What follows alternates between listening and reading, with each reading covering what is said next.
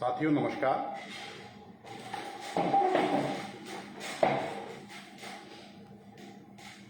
मैं अरुण कौशिक, भारतीय प्रदेश अध्यक्ष, अखिल भारतीय परिवार पार्टी हरियाणा,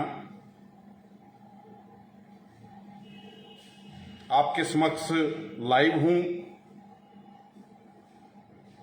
और मैं आपको ये भी सूचित करना चाहता हूं कि आगे से मैं अपने फेसबुक पेज पर लाइव आया करूंगा, तो मेरे फेसबुक पेज पे एक्टिव रहने की कोशिश करें। और साथियों, हमेशा मेरी कोशिश रहती है कि देश हित की, समाज हित की बात उठाई जाए, उसी पर काम किया जाए। और आज जो विषय है, आज जो मुद्दा है, वो मुद्दा सनातन धर्म से जुड़ा हुआ बहुत बड़ा मुद्दा है। सनातन धर्म की आस्था का सवाल है। उस मुद्दे के ऊपर, उस विषय के ऊपर मैं आज बात करने के लिए लाइव आया हूं। साथियों, आम आदमी पार्टी के डॉक्टर संजय सिंह ने और समाजवादी पार्टी के एक नेता ने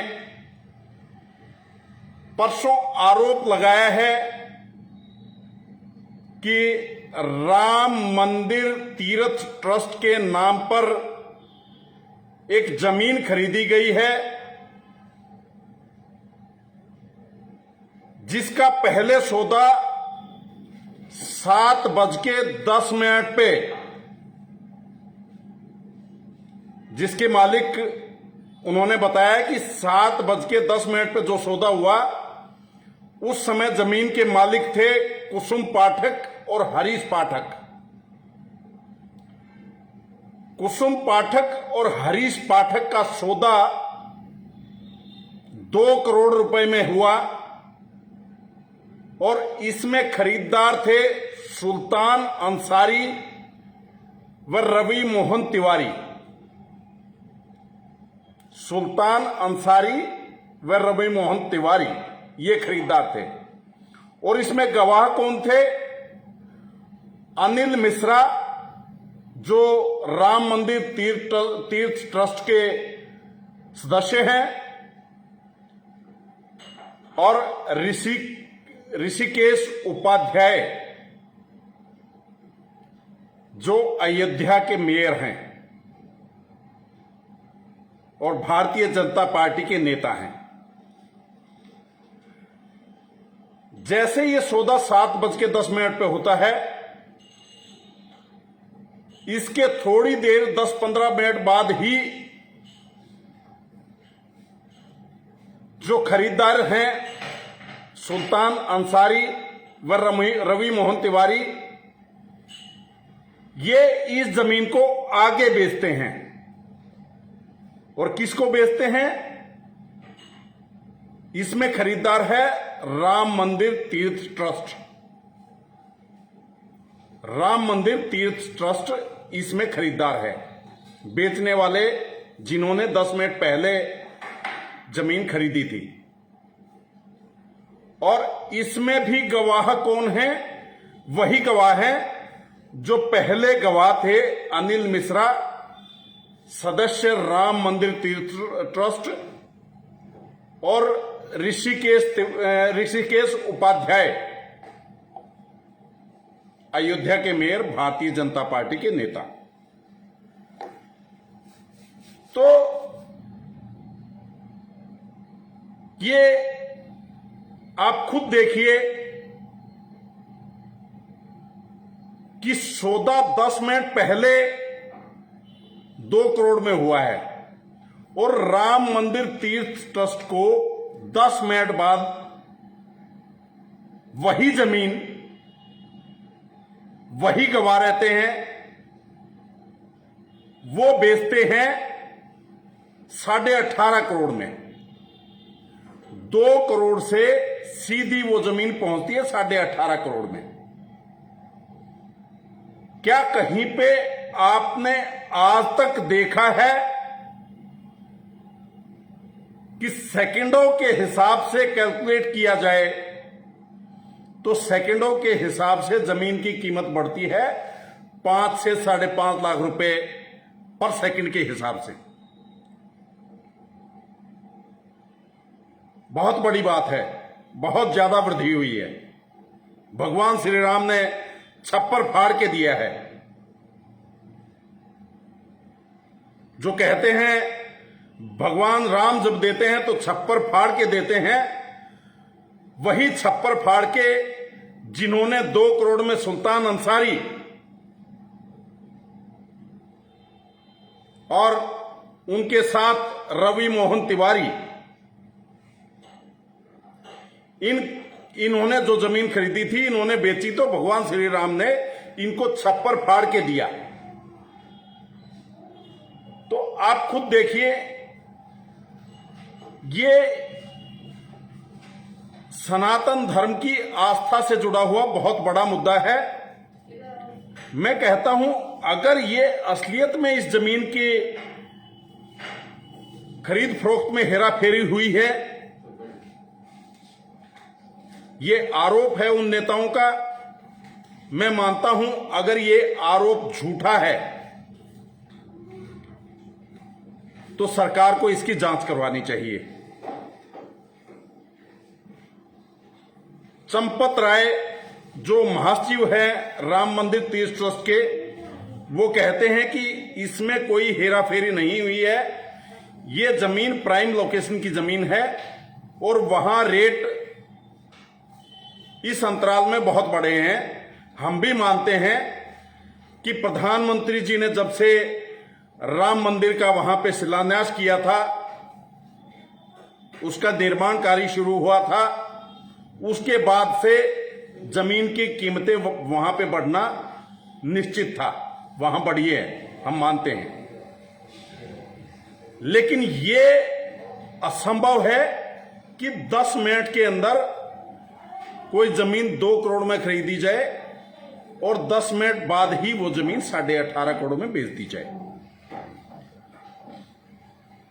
और ये षड्यंत्र, इस तरह के जो हमारी आस्था से खिलवाड़ जो ये हुआ है, प्रधानमंत्री जी ने इस राम मंदिर तीर्थ ट्रस्ट का निर्माण किया था। राम मंदिर तीर्थ ट्रस्ट के जो सदस्य हैं वो प्रधानमंत्री जी ने नियुक्त किए थे, तो इसकी जिम्मेवारी कहीं ना कहीं प्रधानमंत्री जी की बनती है, क्योंकि उनके द्वारा ही वो राम मंदिर तीर्थ ट्रस्ट के जो सदस्य हैं या उसमें जो लिए गए हैं वो उनकी सहमति से लिए गए हैं, तो उसकी सारी जिम्मेवारी प्रधानमंत्री जी की बनती है। तो मेरी प्रधानमंत्री जी से और सरकार से ये निवेदन है मेरा कि इसकी जांच करवाएं। अगर इसकी जांच नहीं करवाई जाती, इस पैसे के हेराफेरी की, भगवान श्री राम के नाम पे जो ये पैसे इकट्ठे हुए हैं, इनमें हेराफेरी जो हुई है, अगर उसकी जांच सरकार नहीं करवाती तो इसका सीधा सा मतलब है कि ये सारा कुछ सरकार की सहमति से हुआ है। और जहां सुल्तान अंसारी की मैं बात करूं, वैसे तो विश्व हिंदू परिषद, संघ, भारतीय जनता पार्टी, ये मुस्लिमों को पानी पी पी के कोसते हैं।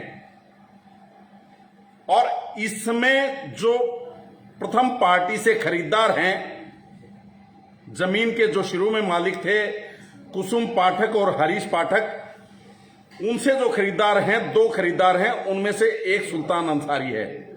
वैसे तो ये मुस्लिमों को पानी पी पी के कोसते हैं, और कहीं भी अगर इस तरह की बात आती है, जैसे इससे देश जब आजाद हुआ उससे पहले भी जो पटकथा रची गई, भारत को 2 हिस्सों में डिवाइड किया गया, भारत और पाकिस्तान, उसमें बहुत बड़ा हाथ मुस्लिम लीग विश्व हिंदू परिषद और आरएसएस का था। आजादी से पहले 1942 में जो बंगाल में सरकार बनी थी, उस सरकार में विश्व हिंदू परिषद और मुस्लिम लीग दोनों के दोनों पार्टनर थे। और आज भी आप देखिए, जिस ओवैसी को ये पानी पी पी के कोसते हैं, ये एक सीधी सोची समझी सी वो लगती है कि ओवैसी का राजनीति में सही ढंग से जन्म, उसका उत्थान कब से हुआ है? 2014 से। 2014 से पहले देश में ओवैसी को कोई नहीं जानता था। और ये किस लिए हुआ है?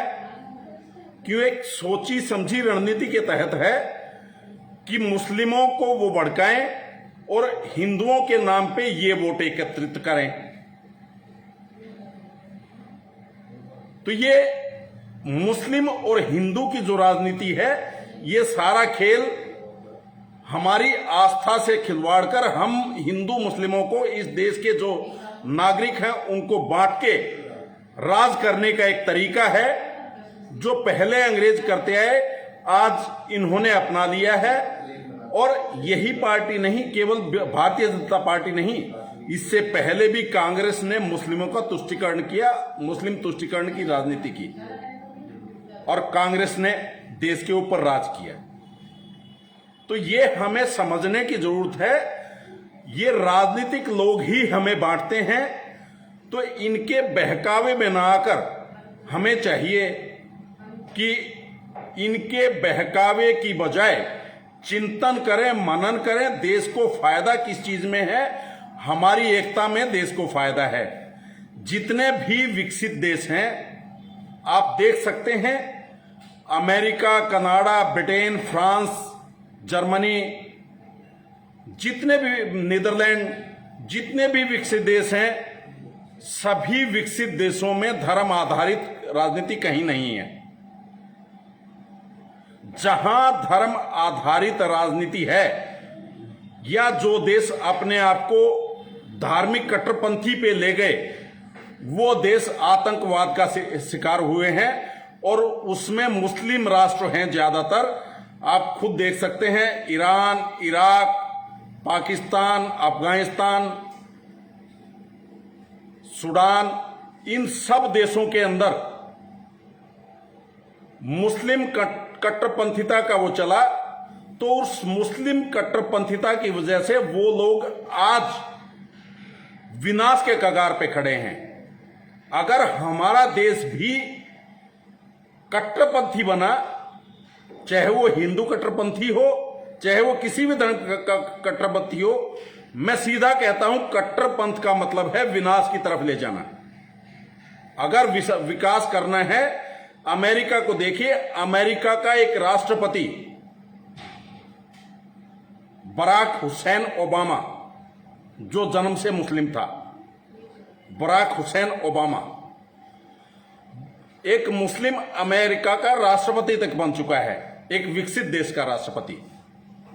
तो हमें ये संकीर्ण मानसिकता छोड़ के, इन राजनीतिक लोगों के बहकावे में ना आके देश के लिए सोचना चाहिए, समाज के लिए सोचना चाहिए। और इस कट्टरपंथिता से ऊपर उठ के हम लोगों को एक होके भारत के विकास के लिए काम करना चाहिए। और कहीं ना कहीं बात उठती है, और ये सच्चाई भी है, कि मुस्लिमों के अंदर आतंकवाद के जो केसेस मिलते हैं, उसमें मुस्लिम ज्यादा शामिल मिलते हैं। उसका एक प्रमुख कारण है अशिक्षा। जहां भी एजुकेशन की कमी होती है, वो लोग कहीं ना कहीं गलत रास्ते पे जाते हैं। तो जरूरी है, हमारी सरकार को चाहिए कि एजुकेशन को, शिक्षा को देश के अंदर बढ़ावा दे। जब तक लोग शिक्षित नहीं होंगे, वो संकीर्ण मानसिकता को नहीं छोड़ पाएंगे। तो अंत में मैं यही कहूंगा कि सभी धर्मों के लोग एक बार चिंतन करें। ये आस्था से जुड़ा हुआ मुद्दा है, इस मुद्दे के ऊपर एक बार सोचें। हम सनातन धर्म के जो अनुयायी हैं, हमें गर्व है अपने सनातनी होने पे।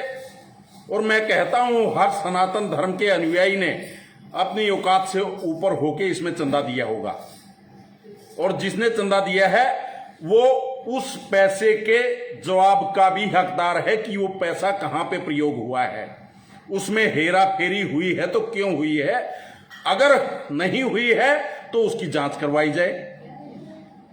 और जांच करने की जिम्मेदारी किसकी है? सरकार की है। तो सभी लोग सरकार से ये मांग करें कि इसकी जांच करवाएं। अगर जांच नहीं की जाती तो कहीं ना कहीं सरकार की सहमति से ये हेराफेरी हुई है, और हमें ऐसे लोगों को पहचानना होगा जो हिंदू मुस्लिम की राजनीति करके इस देश को बांटने की कोशिश करते हैं, जो जातियों के ऊपर देश को बांट के सत्ता में आने की कोशिश करते हैं। उन लोगों को पहचान के हमें खुद चिंतन करके एक होके इस देश को आगे बढ़ाना होगा। जय हिंद, जय भारत।